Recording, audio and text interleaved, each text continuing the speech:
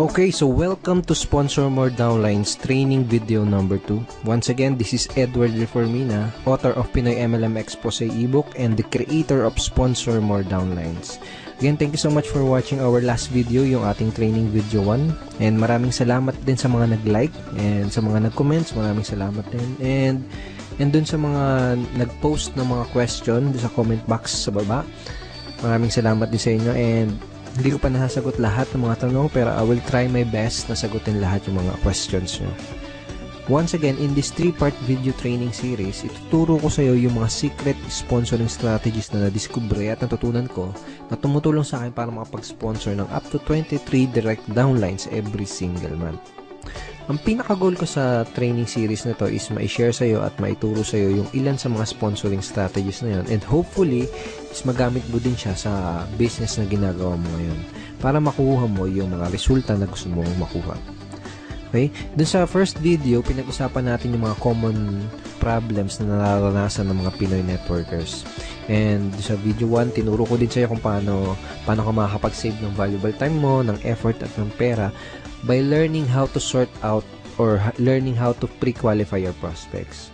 And dun sa video number 1, binigyan din kita ng ilang mga lines na magagamit mo para malaman mo kung qualified ba yung prospects na kinakausap mo. Okay? Dito naman sa video number 2, ang mga pag-uusapan natin ay yung mga common MLM myths, number 1 challenge yung mga Pinoy networkers, and tuturo ko din sa iyo kung paano mo sasagutin yung top 3 most common MLM objections. Okay? So, una natin pag-usapan ay yung common myths o yung mga maling akala ng mga networkers. Ito yung mga myths na pinaniniwalaan ng mga Pinoy networkers na pumipigil sa kanila para maging successful at para magkaresulta. Okay, ano yung mga myths na yun? Una, hindi ako makapag-sponsor dahil wala pa akong resulta o hindi pa ako kumikita. Madalas mong maririnig to sa mga networkers. Kadalasang marinig mo sa kanila is hindi ako makapag-recruit, hindi ako makapag-sponsor, o wala pa akong downlines kasi hindi pa ako kumikita o kaya wala pa akong resulta. Isa to sa mga myth na pinaniniwalaan ng mga networkers kaya madalas mo itong maririnig sa kanila. Okay? Pangalawang myth is maraming tao ang negative ang tingin sa network marketing. Karamihan ng networkers ang nasa isip nila, lahat ng taong kinakausap nila ay negative. Lahat ng kamag-anak nila ay negative sa network marketing. Okay? Isa yan sa mga myth na pinaniniwalaan ng mga networkers. Pangatlo, hindi ako makapag-recruit dahil hindi ako magaling mag-convince. Isa to sa madalas na marinig mo sa mga, even in my team, my personal team, tsaka sa mga networkers na from other companies na nakakausap ko, madalas ko narinig ito. Karaniwang sinasabi nila ay hindi ako nahihirapan ako sa business ko, hindi ako makapag-sponsor kasi hindi ako magaling mag-convince. Okay? So, ito yung tatlong maling akala or common myths na pinaniniwalaan ng mga networkers. Mamaya babalikan natin itong mga common MLM myths na to, pero ngayon gusto ko munang ipakita sa iyo yung ginawa ko couple of weeks ago. Basically, nag-survey ako sa 1,000 mahigit na Pinoy network marketers from different MLM company. Doon sa survey na yon, may tanong na, ano yung pinakamadalas na objection na nakuha mo mula sa mga prospect mo?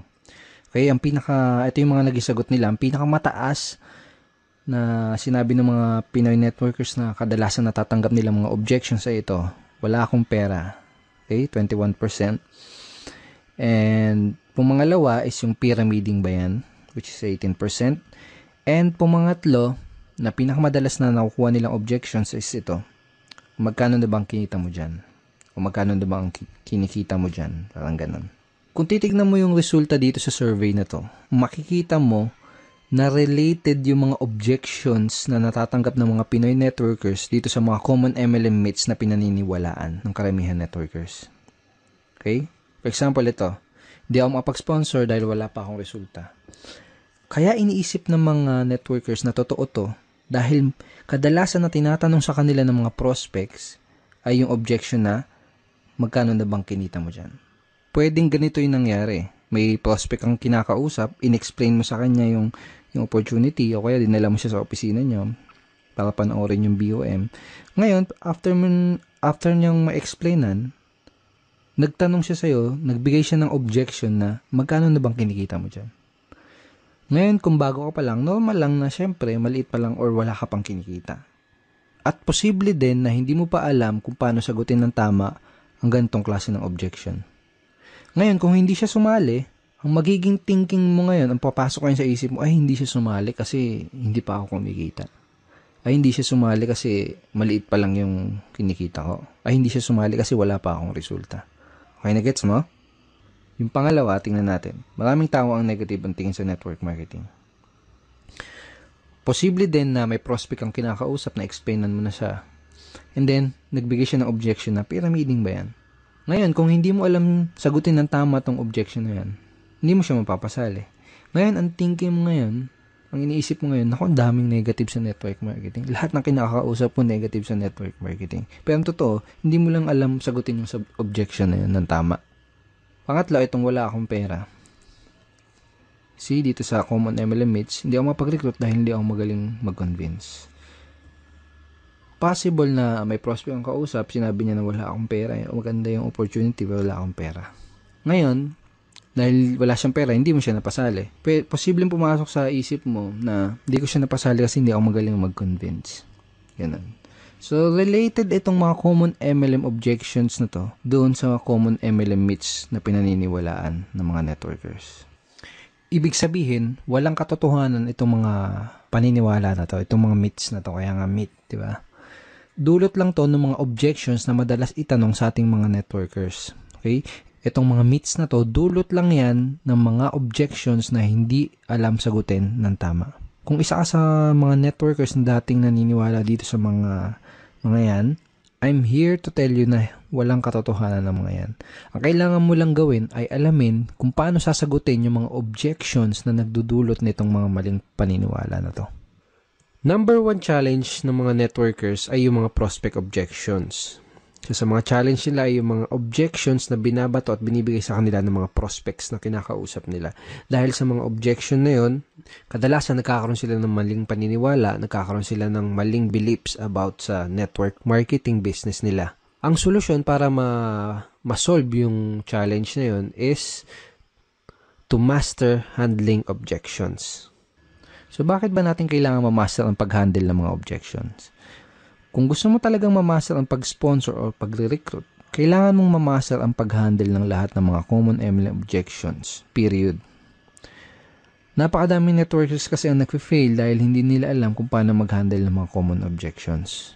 At ang masama pa, madaming mga networkers ang walang idea kung paano i-handle ang mga objections ng kanilang prospects.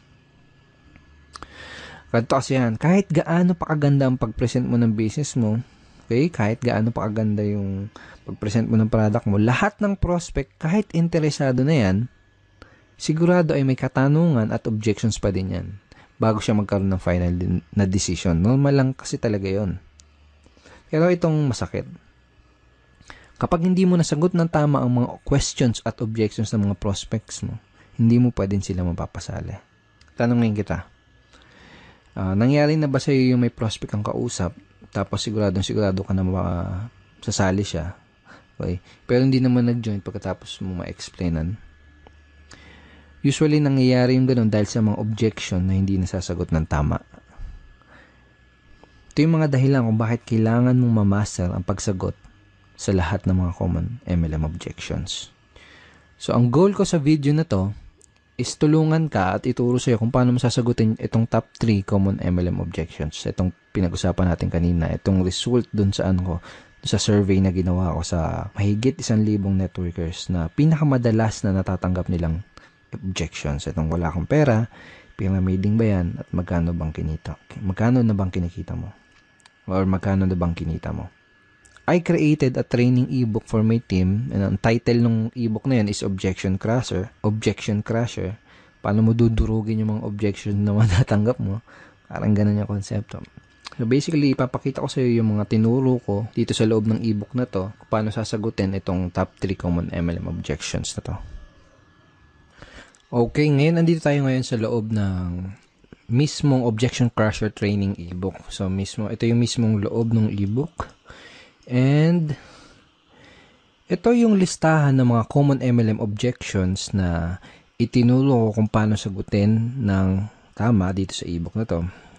Kasama sa list itong Kasama sa list ng mga common MLM objections ay ito, magkano bang kinikita mo dyan? Pag-isipan ko muna, yayaman ba ako dyan? Pyramiding ba yan? Networking ba yan? Networking ba to?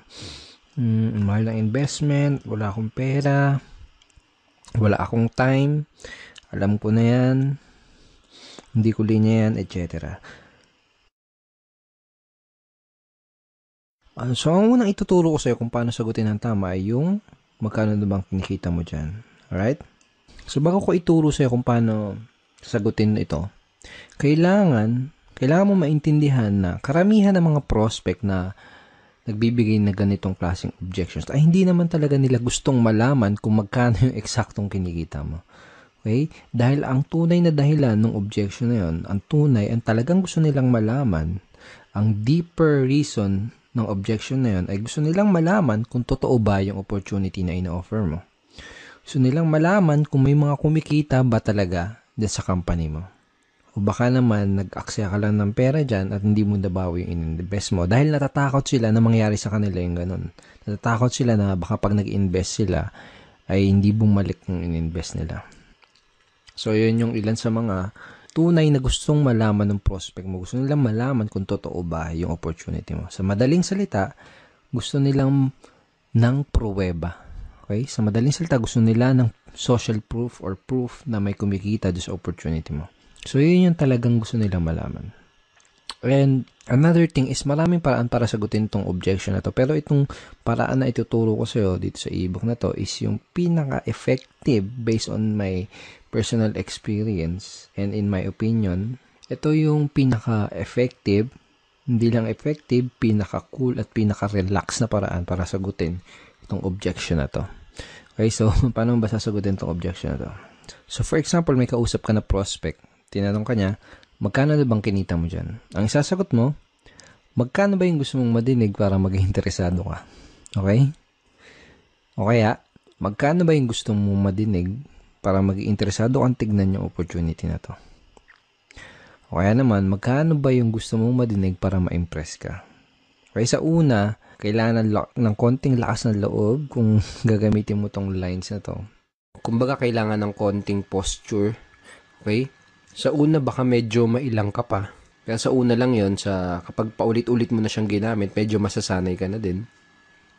Kapag sinabi mo sa prospect, wag mo din kalilimutan na mag-smile ng konti para hindi ka magmukhang maangas or hindi ka ma-misinterpret nung kinakausap mo na nagyayabang. Alright?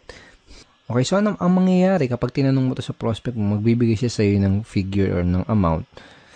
And hindi mahalaga kung hindi mo pa kinikita yung halaga na sasagot ng prospect mo. Kailangan lang ay may mga alam kang success stories from your company dahil gagamitin mo yung mga istorya or mga stories or kwento ng mga successful person in your company doon sa sagot mo. Okay?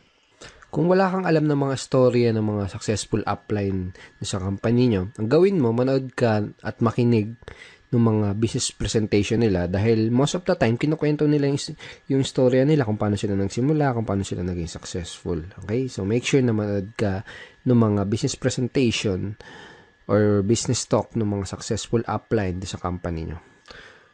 So, parang ganito yung magiging flow ng pag-uusap nyo ng prospect mo pag sinagot mo na yung objection na yun. Okay? So, prospect, magkano ba ang kinikita mo dyan? Ikaw, magkano bang gusto mong madinig para maging interesado kang tignan maigi itong business na to? So, for example, sinagot niya 30,000 o kaya kung ano man, kung 50,000, 100,000, 1 million, kung ano man yung sagot niya, kung kumikita ka na ng ganun, sabihin mo lang, great, yan ang kinikita ko dito. Sumubang ituro ko sa'yo kung anong ginawa ko. Yun lang. Kung hindi mo pa kinikita yung sinabing figures ng prospect mo, ang sasabihin mo lang is ito.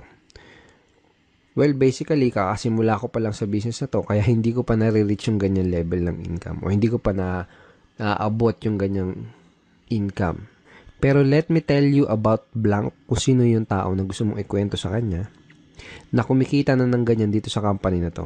Gusto mo bang malaman kung ano yung ginawa niya para kitain yung ganong income? Okay? Pagkatapos, kwento mo yung maikling storya ng taong binanggit mo. Okay? So, hindi kailangan na mahaba kahit maiksing storya lang. Then, kapag nakawento mo na sa kanya yung storya ng successful member na yon sa inyong company, Ang next na sasabihin mo ay ito. Kung willing ka ding aralin yung ginawa niya, posible, okay? Posible din nakitain mo yung income na kinita niya.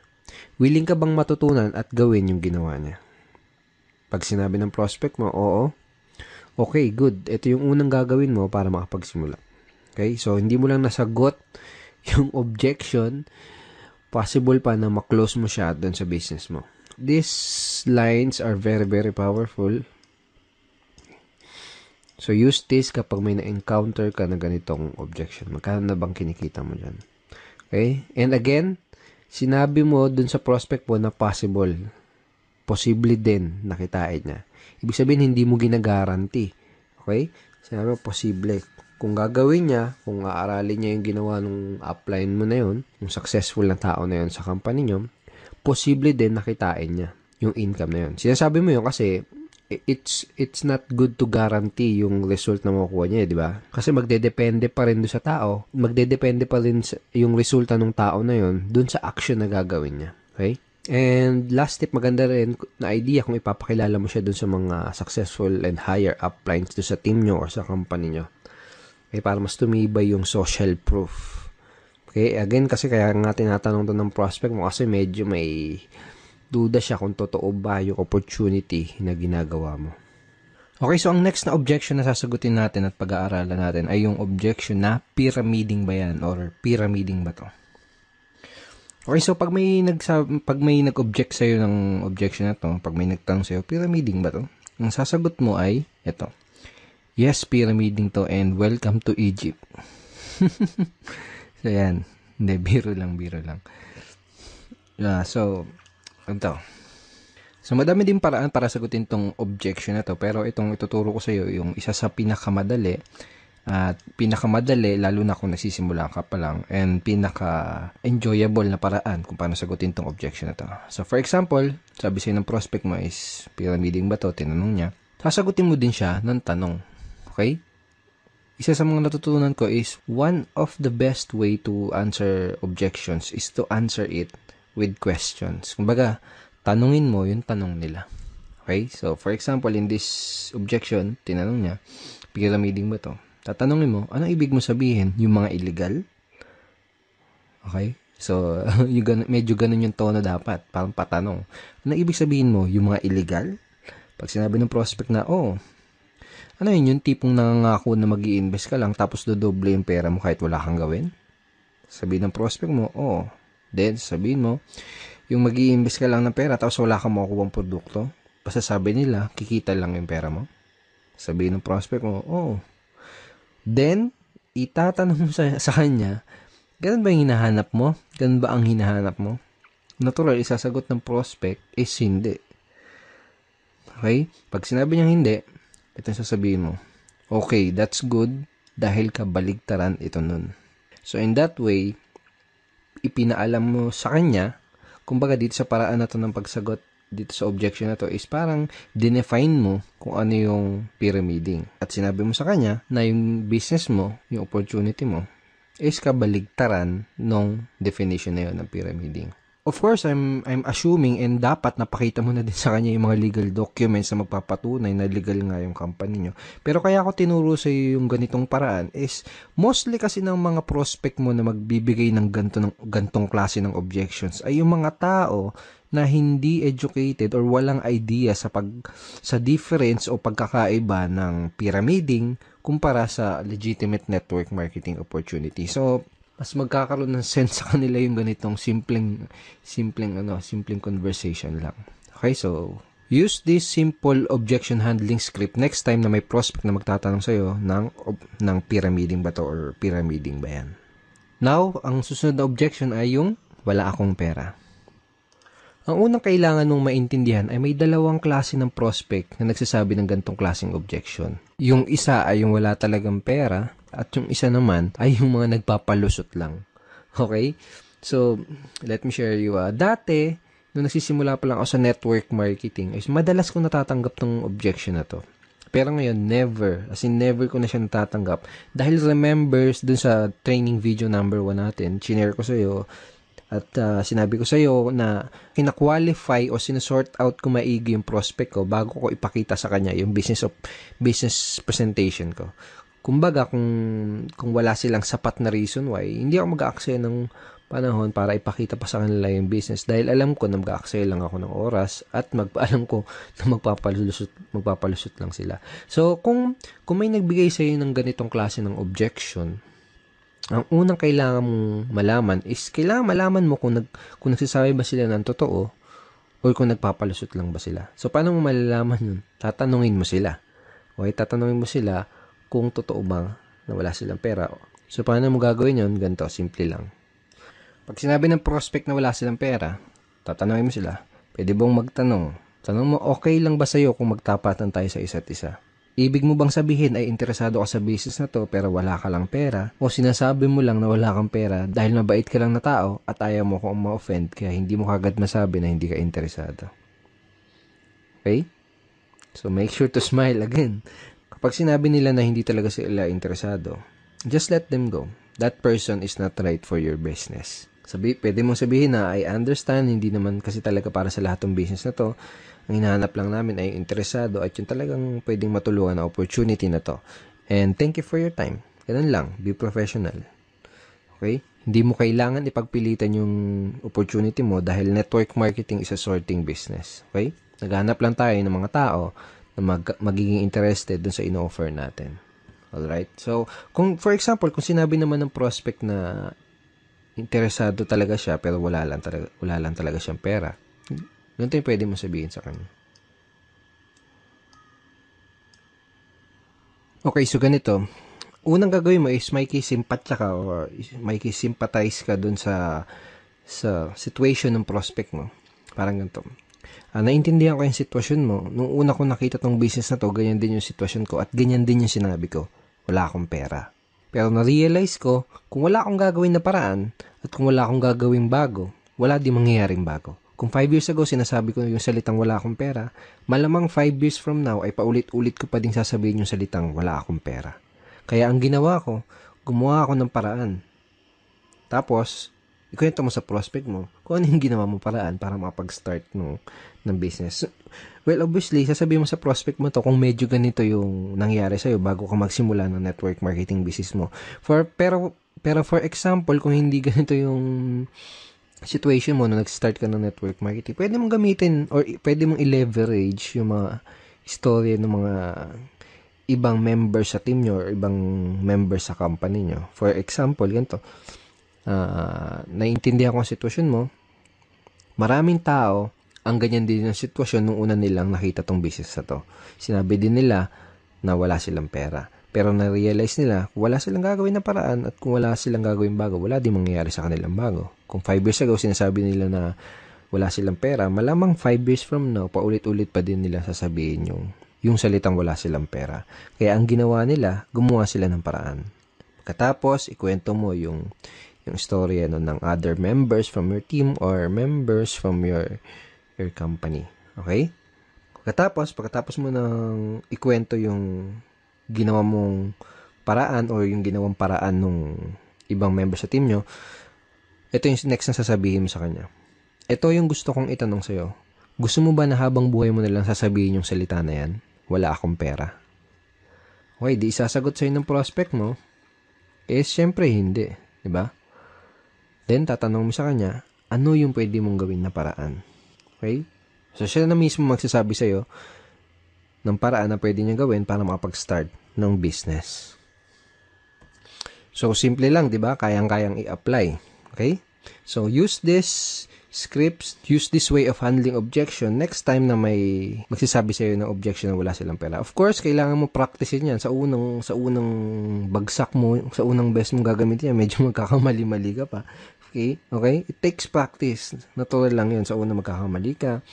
But use it ng paulit-ulit para masanay ka and na ma-internalize mo yung pinaka-approach or yung strategy. So, thank you so much for watching our training video number 2. I hope madami kang natutunan at I hope ma-apply mo kagad itong mga bago mong nalalaman sa business mo. Okay? At may isa pa akong good news sa'yo. May ginawa akong free PDF script na pwede mong i-download Okay? Yung download button is nasa baba ng video na to. So, download mo yan. Basically, nakalagay din sa PDF script na yan yung mga objection handling script na pinag-aralan natin dito sa video training number 2. So, download mo yan para ma-review mo palagi yung mga tinuro ko sa yung bago. Sa next training video natin, sa training video number 3, ang mga pag-uusapan natin na ito. Pag-usapan natin yung most important skill na kailangan mong matutunan as a network marketer or MLMer and a direct seller. At yun ay ang closing skill. Okay? And ituturo ko din sa iyo, bibigay ko sa iyo yung super effective closing line na ginagamit ko to sponsor up to 4 downlines in 1 day. Okay? So matagal ko na ginagamit tong closing line na to and it's very very effective and very very powerful. So don't forget to check your email for our training video number 3. Papadala ko tong training video number 3 sa email mo sa isang araw. Okay? Papadala ko yung link ng training video number 3 sa isang araw. Alright? At kung hindi mo pa nakiklik yung like button sa baba ng video na to, please click like and wag mo din kakalimutan na mag-comment at kung may katanungan ka, kung may any questions ka, i-post mo lang dun sa comment box below this video and I will try my best na sagutin yan personally. Alright? Once again, Edward Reformina here and thank you so much and see you in our training video number 3. Bye-bye.